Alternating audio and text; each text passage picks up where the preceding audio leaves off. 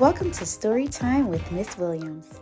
Today we'll be reading the story titled Ruby Finds a Worry, written by Tom Percival. Ruby loved being Ruby. She loved to swing up high and she loved to explore wild, faraway places. Sometimes she even went all the way to the very bottom of the garden.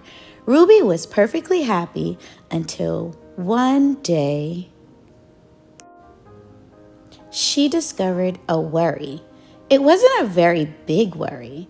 In fact, it was so small that at first Ruby hardly noticed it. And then the worry started to grow. Each day it got a little bit bigger. It just wouldn't leave her alone. It was there at breakfast, staring at her over the cereal box, and it was still there at night when she brushed her teeth. The funny thing was that no one else could see Ruby's worry, not even her teacher, so Ruby pretended that she couldn't see it either.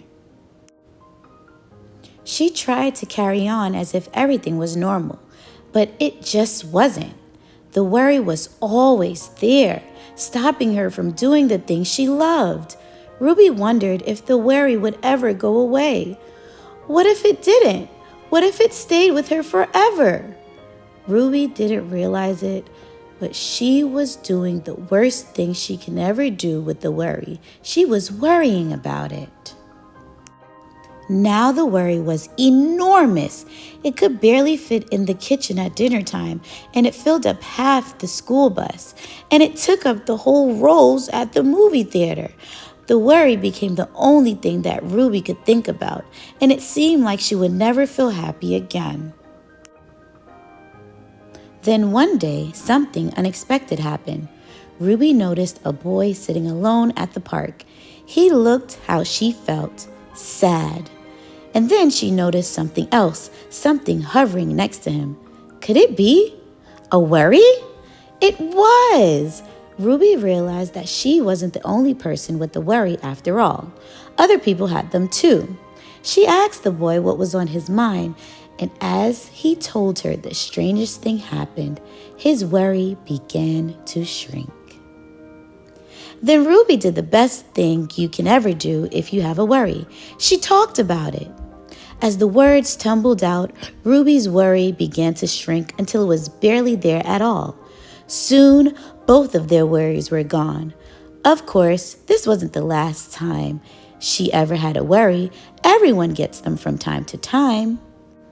But now that she knew how to get rid of them, they never hung around for long. Time for some discussion questions. Question number 1.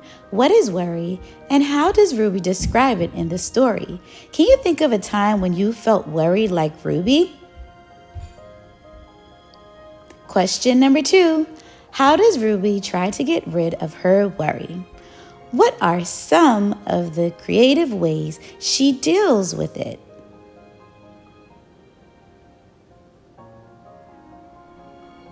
Question number 3. What do you think the author wants us to learn from Ruby's experience with worry? How does Ruby's perspective change by the end of the story? And question number 4, can you share a personal story or a strategy you use to cope with worry or anxiety? How can Ruby's methods help us manage our worries too? Thanks for watching. See you next time for Story Time.